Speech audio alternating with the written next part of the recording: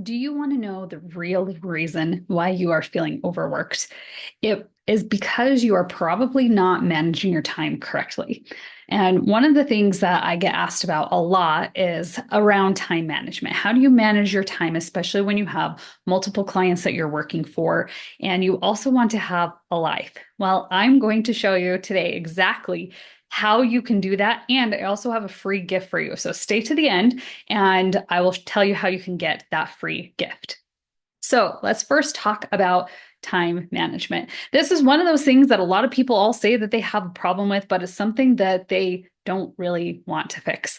It's really amazing to me. I've gone into lots of different like Facebook groups and I've talked about what is the one thing that you struggle with the most in your business. And overwhelmingly, the answers that I get is either finding clients or something to do with time management. And when I very first started in my business, I was like, oh, I'll just make a time management course and I'll put it out there and sell it. And no one bought it. This is something that people don't really want to fix, but it is something that is always there and it's something that we need. And so I'm going to go through today some of the things that you can do that are very simple that can help you and start helping you think differently when it comes to your time. First, when it comes to time, I want you to think about time as a container. And so you have so much time to get something done. And there's been tons of studies out there that say, like, if you give yourself 5 hours to get something done, it usually will take 5 hours. But if you give yourself 3 hours to get that same task done, you could actually get it done in 3 hours. And so when we start to compress our timeline down a little bit, we actually can get more done. We do better when we have some sort of constraint. And what really happens when we start setting goals, so this kind of goes into goal setting a little bit, but when we start setting goals, and we start condensing the time. So either we have a really big goal, so we're going to accomplish something very, very big, and that may take a little bit longer. So maybe it's like a 3 month goal, or it could be a year-long goal or a 5 year goal, but it's got to be a really, really big goal if it's going to have a long time frame. Or if it's not that big of a goal, but we can shorten the time frame, that adds those constraints. And when we have those constraints, what happens is there actually becomes a deficit between where we're at and what we think we can do and what we actually can do. So it's just like if you have ever worked out really, really hard and, like you've done 8 reps and you're like, I just can't do anymore, but you're like, I'm going to push myself and you actually can do 2 or 3 more reps. That's because our brains are saying this is our limit, where our body is saying, no, we actually can go just a little bit further.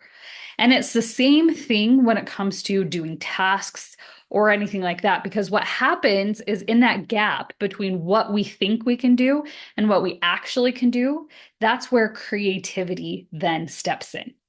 We start having more of these creative moments so we can problem solve faster. And this is when we get into flow. So if you've ever heard anyone talk about flow or you've experienced flow where like things just are happening and working and your ideas are coming and like it just like you're in this time of flow, right? And that is because you are working in that time, that gap between what you think you can do and what you actually can do. That's what creates this momentum. And so when it comes to time management and thinking about all these containers that we have, you want to start thinking about how can we start condensing some of the time that we have. And I'm going to give you some little hacks that's going to help you in this. So one of the things that I do is I like to do time blocking. Now, there are two types of people. There are people who love to have like their time mapped out down to the minute. Most those kind of people who like you can say, okay, this hour I'm going to do this, and then this hour I'm going to do this. You love that kind of structure. You are probably one of those operators. And a lot of you are operators in this that are listening or watching this. And so that is probably going to be more like the way that you do your time mapping.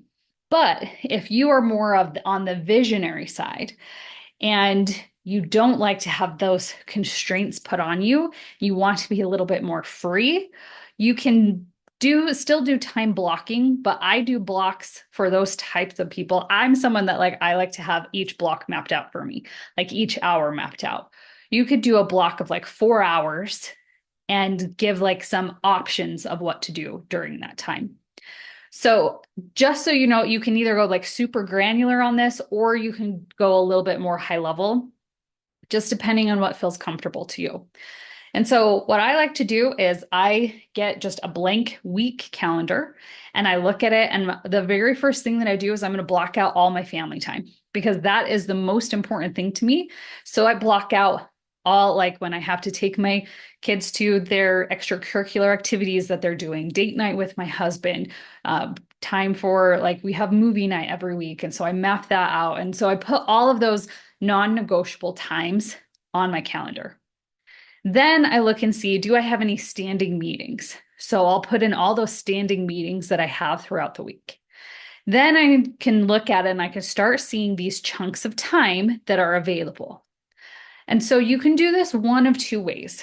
You can block out certain times for, let's say, Mondays, I work on this client. Tuesdays, I work on this client. So you can break it up by client. But depending on how many clients you have and the kind of work you're doing, you may want to, instead of breaking it up by client, break it up by task. So what are you doing for them at those certain times? So let me give you an example of this, and this will start making a little bit more sense. So when I'm looking at my time and the things that I need to do, I try to group similar things together, because then you don't have what's called context switching. This is where, let's say, if you get distracted, if you have, maybe you're a little ADD, and so you're like working on a social media post, and then you're like, oh, I should check my phone. And then you're like, oh, no, I need to get back to this. And you're writing that post, and you're like, oh, my email just went off. I'm going to go check my email. And you check that, and then you come back. This is context switching. Every time that you go from thinking about one thing to now thinking about a different thing, it actually takes you more time to come back to the original thing to actually finish that. So when you have all of this context switching going on, you're actually wasting time. And it may be 20 seconds here, 40 seconds there. Maybe it's like minute, 2 minute. All of that time adds up. So when you're doing your time blocking, you want to look at how can I reduce the amount of context switching. So if you are doing email marketing for a client and you have 4 clients that you're doing email marketing, I would schedule out a time that you could work all 4 of those clients, do all their emails all at once. Because even though, yes, you are switching between clients, you are still doing the same task. Now, if you have clients that are in like totally different industries, then that might be a little different. And that's why this is where you need to use your discernment of what works best for you. But I want you to, when you're putting your time blocks together, start thinking, how can I reduce the amount of context switching? And that's going to be putting similar clients together. Maybe you have like 3 clients that are coaches, and then you have 2 clients that are doctors. So they're very different. So you can work on, maybe in the mornings, you do your coaches, and then in the afternoons, then you work on the doctors. Okay. So you want to just put as many of the same kind of things together, so you're not context switching as much. So one of the ways that I do this is I break up my days by theme. So I have Mondays as my admin day. So all my admin tasks I do on that day. And then Tuesdays is my coaching, and then my content days. And so I will coach, and then I will do all of my content on that day. And then Wednesdays is my marketing day. So anything that has to do with marketing, I do in that. So that way I'm staying in the same mindset through the whole thing, everything that I'm doing. Now, marketing is a very big concept. And so I take that as marketing is one day, but then I break it up into like smaller things. So it could be working on funnels. It could be reaching out to people for joint venture opportunities, or it could be talking with clients or talking with potential clients, right? And so you can break those up, but I like having those theme days because it just helps me to organize things a little bit better, and it helps you to not get overwhelmed. And then this also will help you set boundaries with your clients. So if you are working on, let's say you're working on your client marketing, for example, you can say, okay, that's something that I work on every Wednesday for you. So if there's anything you need to get it to me by Wednesday. So that way, or really by Tuesday, so I can work on it on Wednesday. So this also helps with that communication with your clients.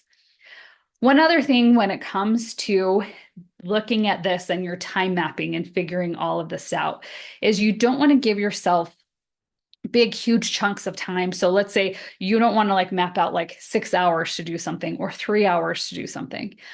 One of the things that I like to recommend to people is called the Pomodoro technique. And so if you want to learn more about this, then there's lots of YouTube videos and stuff like that that walk you through like how to do this. There's also like Pomodoro dice that you can buy on Amazon that like you put it on your desk and it will keep time for you. But the whole thought of this is that every like 50 minutes or so that you're giving yourself a 10-minute break. And so you're working on something, you're doing very deep, focused work for that amount of time, and then you give your brain a break. And then you can go back in and you can do more focused time. And so this also gives you really good times to reset your brain. And so that way, if you are going to be switching to something else, you're giving yourself that time. So when you're looking at our transitions in between our time blocks, you want to make sure that you have some time to transition. Don't just go from one thing to the next because that's still context switching, right? We need to give our brains a little bit of a break. This is a good time to like go for a walk, or it could be to go fill up your water bottle, or whatever it is that you do. Maybe it's like for one time block you are sitting and working. The next time block you're going to get up and maybe I have a treadmill that it goes under my desk so I can walk while I'm working. And so that maybe that's something that you want to do. So find different things to help with that transition, because when we're actually switching from one thing to another, if we're changing our environment, even for just a little bit, even if it's just like you walk into the living room and then you come back to your desk or whatever it is, when you change environments and then come back, it helps our brain to transition better. And so when we are switching contexts, it makes it much easier for us to dive right in and get right to work. So these are just a few little steps as you're putting together your time management to help you be more productive. And it also will help you to be able to take on more clients if that is something that you're looking for. Now, I have a special gift for everybody today. So if you go to alignyourtruenorth.com/productivity, I have a free training for you called the Productivity Project. And this is going to walk you through exactly what I just showed or I talked to you about of how do you set up this time blocking? What does that look like? But then we're going to dive into looking at the things you're doing. How is this something that you want to keep? Do you need to delegate something? It's going to help you through that. It's going to walk you through how to set up a 90-day game plan. So it's time blocking, yes, so your time management, but it's also to help you in goal setting. So you get that for free. All you need to do is go to alignyourtruenorth.com/productivity and it will get you that for free. I am so excited for you to start diving into this and figuring out how you can get more done in less time, because without all that context switching, you can get so much more done. It actually saves you about 30% if you aren't doing this context switching. So just think about giving yourself 30% more time. That's what this is going to do for you.